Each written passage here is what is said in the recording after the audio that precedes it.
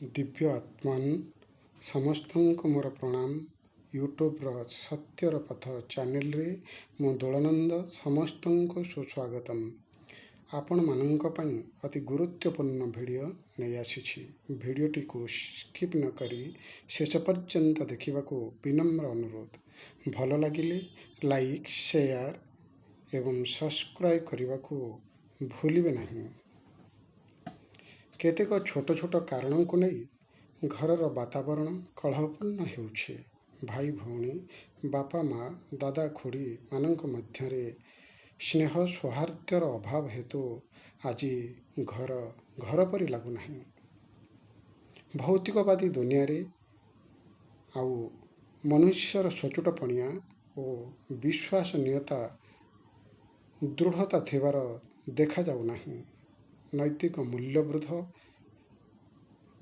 ମୂଲ୍ୟବୋଧ ହ୍ରାସ ପାଇଛି।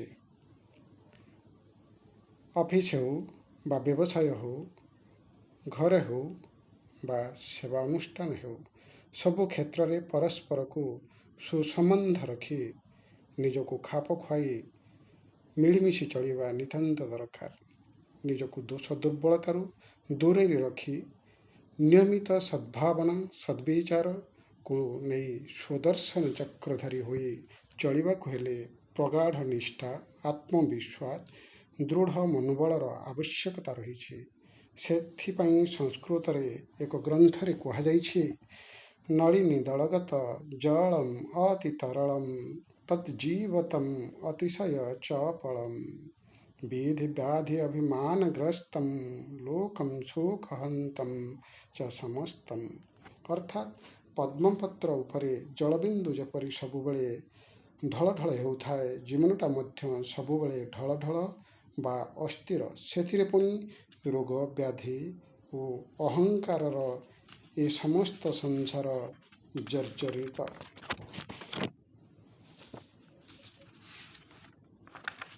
ମନୁଷ୍ୟ ଜୀବନରେ ଆତ୍ମସନ୍ତୋଷ ଚାହେଁ, କିନ୍ତୁ ଧନ ବିନିମୟରେ କେବଳ ଇନ୍ଦ୍ରିୟ ତୃପ୍ତିଦାୟକ ପଦାର୍ଥ ମିଳିଥାଏ।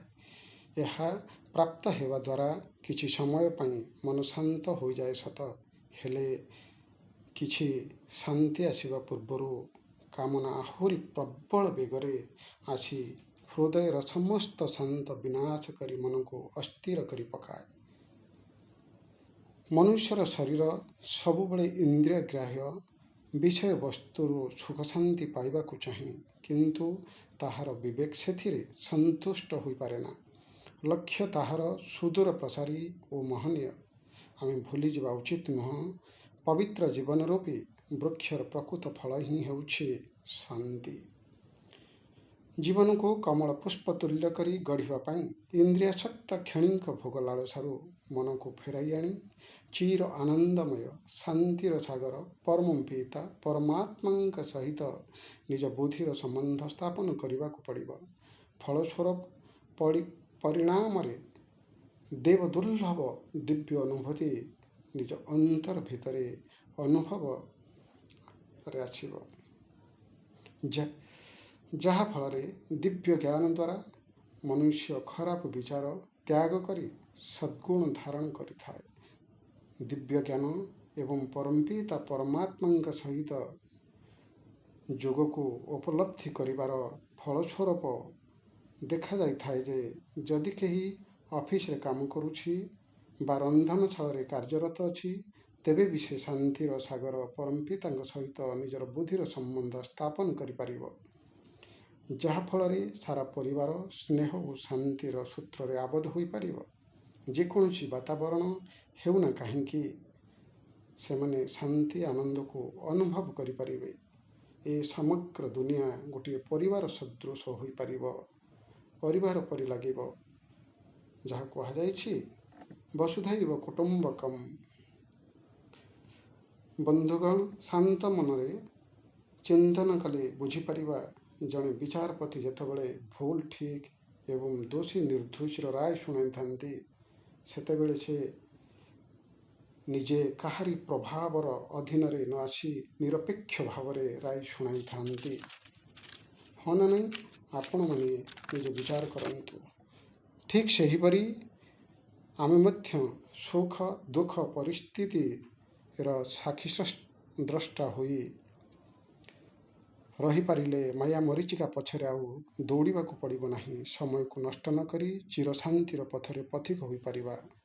କମଳ ପୁଷ୍ପର ବିଶେଷତ୍ୱ ହେଉଛି ତାହା ପାଣିରେ ରହି ମଧ୍ୟ ପାଣିଠାରୁ ପୃଥକ୍ ରହିଥାଏ। ଯଦିଓ କମଳ ପୁଷ୍ପର ପତ୍ର, ନାଡ଼ ଇତ୍ୟାଦି ପାଣି ଓ ପଙ୍କରେ ଥାଏ, କିନ୍ତୁ କମଳ ପୁଷ୍ପ ସମସ୍ତଙ୍କ ଊର୍ଦ୍ଧ୍ୱରେ ରହିଥାଏ। ଠିକ୍ ସେହିପରି ଆମକୁ ସଂସାରରେ ନିଜର ଆତ୍ମୀୟ ସ୍ୱଜନଙ୍କ ଭିତରେ ରହି ମଧ୍ୟ ମୋହଶୂନ୍ୟ ହୋଇ ରହିବା ଉଚିତ। ଏହି ପ୍ରକାର ମନୁଷ୍ୟ ନିଜର ଜୀବନକୁ କମଳ ପୁଷ୍ପ ତୁଲ୍ୟ ଗଢ଼ିପାରିବ। ଏତିକି ମୋର ବିଶ୍ୱାସ। ଆପଣମାନେ ନିଶ୍ଚିତ ଭାବରେ ଉଦ୍ୟମ କରିବେ ମୋହଗ୍ରସ୍ତ ନ ହୋଇ ସୁଶାନ୍ତିରେ ଜୀବନ ବିତାଇବା ପାଇଁ। ହରି ଓମ୍ ତତ୍ସତ୍। ଜୟ ହିନ୍ଦ। ବନ୍ଦେ ମାତରମ୍।